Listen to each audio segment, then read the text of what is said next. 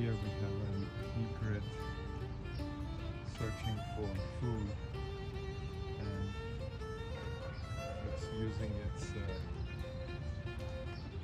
feet to agitate the moss under the rocks and things to see if anything pops out, any insect or small fish. That's what it's doing. Look how beautiful the legs are all black except for the